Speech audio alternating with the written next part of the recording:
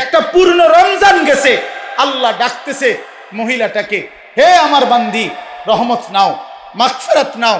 শেষ দশকে আল্লাহ ডেকে বলে, আমার ইমানদার বান্দি নাও, জাহান্নাম থেকে মুক্তির পরওয়ানা নাও। আর ওই নাফরমান নারী, ওই বেহায়া নারী বলে, এই মাওলা, তোমার জান্নাত আমার লাগবে না, তোমার নাজাত আমার লাগবে না, তোমার এটি তুমি রাখো, আমি জুতা কিনতে যাইতে আসি, আমি মার্কেটে যাই জুতা কিনতে। মনে রাখিস, তোরে জুতা দিয়া ফিটবে, জুতা দিয়া, জুতা দিয়া ফিটবে, জুতা দিয়া বললাম।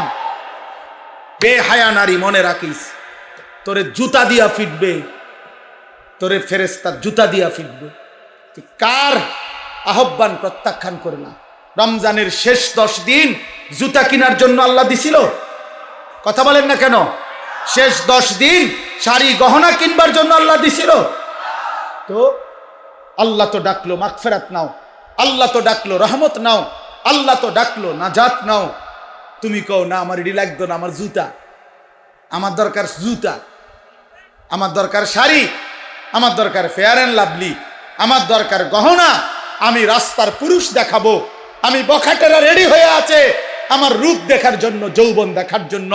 এই জন্য অসভ্য মেয়ে নিজের শরীর প্রদর্শন করার জন্য সে নানা রঙের বাহারি সাজে সাজে। আরে নারী, ওই মেয়ে, কন্যা বোন, তুমি যদি বুঝতা, যারা তোমারে দেখে তারা তোমারে উপভোগের কল্পনা ছাড়া, তারা জিনা ব্যভিচারের কল্পনা ছাড়া আর কিছু তাদের দিলে তোমার প্রতি জাগে না। এই ছাড়া আর কিচ্ছু নাই, এই ছাড়া আর কিছু নাই।